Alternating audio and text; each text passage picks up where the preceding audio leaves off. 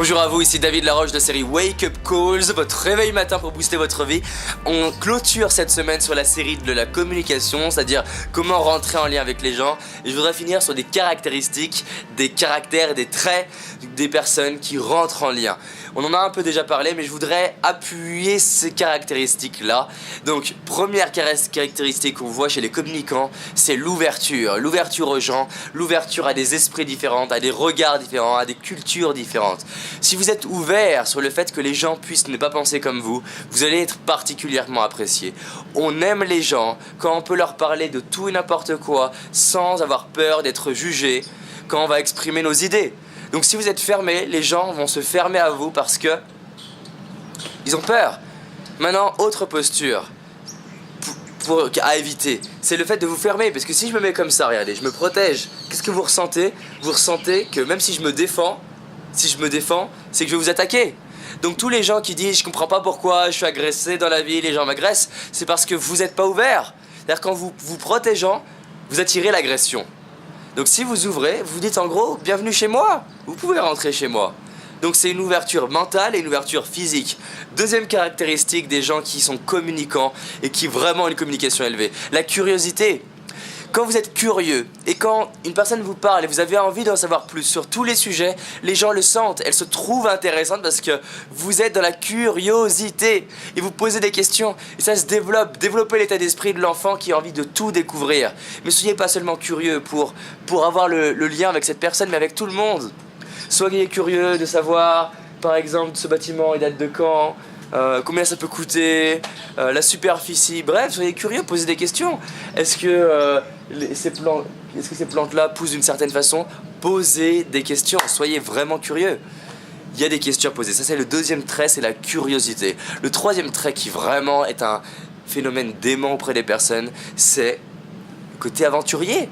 On aime les gens qui ont des aventures à nous partager. Et ce qui est marrant, c'est qu'il n'y a pas besoin d'avoir fait des trucs hallucinants en fait. C'est rien que le fait d'arriver à en parler, de parler de toute chose comme une aventure, de votre vie comme une aventure, ça attire les gens. Si vous voyez la vie comme une aventure, comme si vous êtes un Indiana Jones de la vie, les gens vont être passionnés parce qu'ils trouvent ça passionnant de passer du temps avec vous. Quatrième chose, et là c'est vraiment concret, si vous vous lancez des défis régulièrement et des vrais défis, là c'est plus seulement d'arriver à en parler mais c'est des vrais défis, c'est-à-dire partir en voyage, créer une entreprise, les gens sont attirés par ça. Cinquième caractéristique, c'est le fait de s'aimanter soi-même. C'est-à-dire qu'en gros, si vous ne vous aimez pas vous-même, les gens ne vont pas vous aimer, donc vous devez vous aimer vous-même.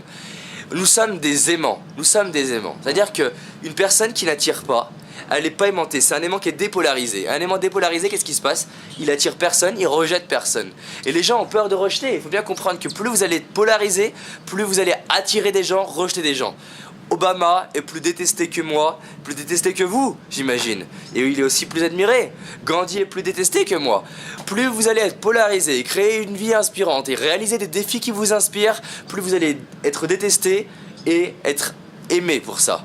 Donc, est-ce que vous le faites pour les autres ou est-ce que vous le faites pour vous? Mais dans tous les cas, comprenez que plus vous créez une vie inspirante, plus vous allez être détesté et admiré. Ok? Allez, dernière chose. Vivez une vie passionnante, vivez une vie qui vous passionne.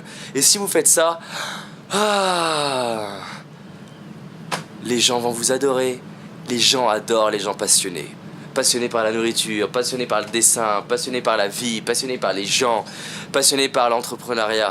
Si vous êtes passionné avec le sourire au visage, que vous êtes enthousiaste et optimiste, les gens adorent passer du temps avec ces gens-là. Les gens qui se sont passionnés dans la certitude et l'enthousiasme, dans la gratitude. La gratitude, c'est aussi un bonus. Avoir de la gratitude pour tout ce que vous vivez. Avoir de la gratitude quand l'eau coule parce que vous vous dites que c'est pas un truc qui est banal, parce qu'il y a des gens dans certains pays, et j'imagine qu'au Maroc, il y a des gens qui n'ont pas ce niveau de vie-là. Et je peux avoir de la gratitude d'être là. Et je vous assure que c'est le premier mot que j'ai dit en rentrant dans l'hôtel. Gratitude que la vie m'aide à m'offrir ça. Gratitude. Et c'est pour ça que j'aime bien redonner, apporter de la valeur aux gens en me disant la vie m'offre et me donne des choses, fais des vidéos gratuites. Même si je fais des formations payantes, bien plus poussées, que je vous invite à faire, je fais des vidéos gratuites parce que je sais que ça contribue. Et je ne mesure pas en me disant non, donne pas tout. Non, je donne tout ce que j'ai à donner, tout ce qui sort.